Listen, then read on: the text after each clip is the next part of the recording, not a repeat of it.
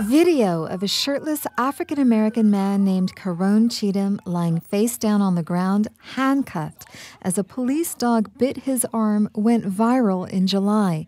The image of this scene prompted Trunell Price of the newly resurrected San Diego Black Panther Party to speak out. What happened to Mr. Cheatum was an inhumane act.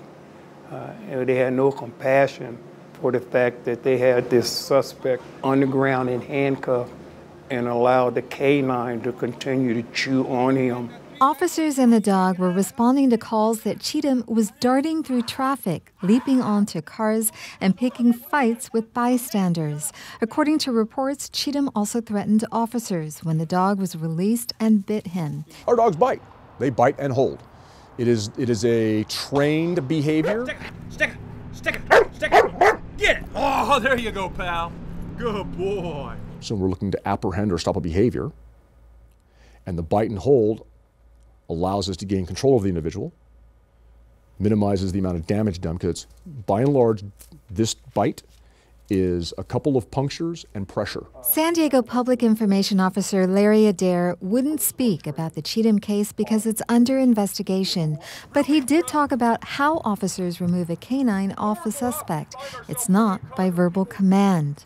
We remove the dog physically through the mechanical application of pressure on the dog's correction collar to forcibly remove them from the bite when it's safe to do so. Adair has been a canine handler for the department for 15 years. Ari! How's my boy? Heel! Heel! Sit! Plutz! This is my partner Ari. It's a 3-year-old Belgian Malinois, Plutz. San Diego police have a total of 33 canine teams. The dogs are a cross-section of breeds: Belgian Malinois, German Shepherds, Dutch Shepherds.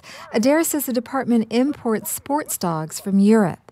What we buy are the AA ball players who ain't making the pros. Once the dogs arrive in San Diego, Adair says police training includes bonding with their handler, a 10-week academy, further training, and then actual deployment depending on their aptitude. Like many departments across the country, San Diego police deploy a canine when suspects are viewed as armed, dangerous, and are resisting officers' orders. Adair says since January, there were 10,000 police calls for canine units. When the police dog shows up, poost! Sticker! Sticker! Sticker! Sticker! Sticker! Sticker! Sticker! Good boy. People tend to give up.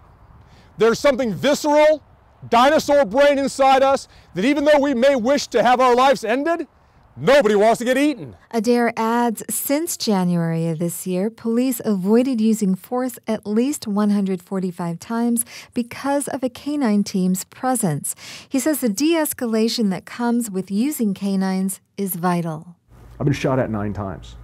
In my career, 6 officers have been murdered. Adair says the dogs keep officers safe. My partner Jake was stabbed 15 times, saving my life in 2008. I'm alive because that dog was there. The dogs, Adair says, also keep the public safe, but San Diego lawyer Nathan Shaman isn't so sure. I personally don't believe that it is appropriate to use police canines for force at all. His client, Sarah Lowry, was bitten by a San Diego police canine in 2010 after she tripped a silent burglar alarm at her workplace. She sued, but a federal appeals court ruled in June that the officers used reasonable force. Since 2013, there were 223 dog bites reported by San Diego police. Since 2014, there have been 5 claims filed against San Diego over canine bites.